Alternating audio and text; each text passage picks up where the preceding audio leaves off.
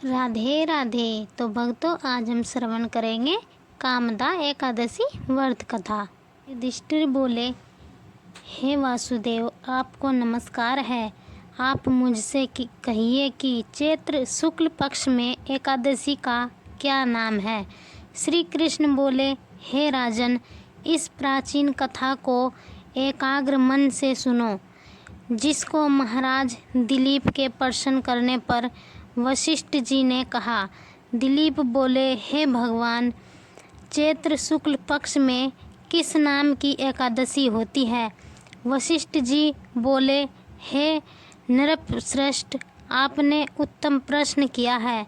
चैत्र के शुक्ल पक्ष में कामदा नाम की एकादशी होती है। वह पवित्र एकादशी पाप रूपी ईंधन को भस्म करने के लिए दावानल की तरह है। हे राजन, पापों को नाश करने वाली और पुण्य को बढ़ाने वाली इस कथा को सुनो। प्राचीन समय में सुवग्र और रत्नों से सुशोभित रत्नपुर नाम के नगर मोदोन्तमंत पुंडरीक आदि नाग निवास करते थे। गंधर्व, किन्नर और अप्सरा राजा पुंडरीक का सेवन करते थे। वहाँ ललिता नाम की सुंदर अप्सरा और ललित नाम का गंधर्व रहता था। वे दोनों स्त्री पुरुष प्रेम से युक्त और धन धान्य से भरे हुए अपने घर में सदा क्रीड़ा करते थे। ललिता के हृदय में सदा पति बसता था। पति के हृदय में सदा ललिता स्त्री निवास करती थी। एक समय सभा में पुंडरीक आदि गंधर्व क्रीड़ा कर रहे थे और स्त्री सहित ललित गंधर्व गान कर रहा था। वह ललिता की याद करता हुआ बेसुरा गाने लगा। उसके पद ठीक ताल पर विश्राम नहीं लेते थे। कंक्रोटनाक इस भेद को जान गया। उसने पुंडरीक नाग से जानकर कहा। क्रोध से पुंडरीक की आंखें लाल हो गई। उसने कामातुर हुए ललित को श्राप दे दिया। हे दुर्बंधे, तू मनुष्य को खाने वाला राक्षस हो जा, क्योंकि तू मेरे सामने गान करता हुआ स्त्री के वश में हो गया। हे राजेंद्र, उसके वचन से वह राक्षस रूप हो गया। उसके भयंकर मुख और बुरे नेत्रों के देखने से डर लगता था। भुजा 4 कोस लंबी और मुख कंदरा के समान था। सूर्य चंद्र के समान नेत्र, पर्वत के समान गला, गुफा के समान नासिका के छेद और 2 कोस लंबे होठ थे। उसका शरीर 8 योजन ऊंचा था। इस प्रकार वह राक्षस हो गया।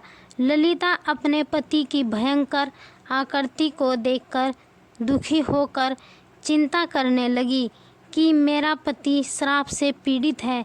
मैं क्या करूं, कहाँ जाऊं। इस चिंता से उसको शांति नहीं मिलती थी। वह दोनों कठिन वन में घूमने लगे। वह राक्षस निर्दयी, पापी, कुरूप और मनुष्य को खाने वाला हो गया।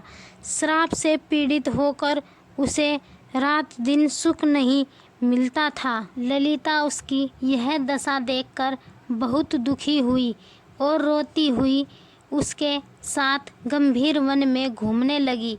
एक समय ललिता ने विंध्याचल के शिखर पर श्रृंगी ऋषि का परम पवित्र आश्रम देखा।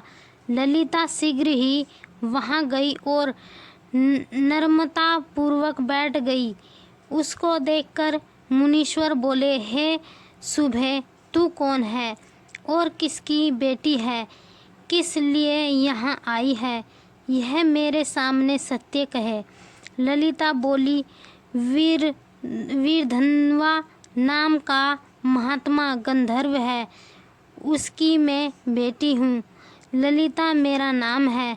हे महामुने, पति श्राप के दोष से राक्षस हो गया है।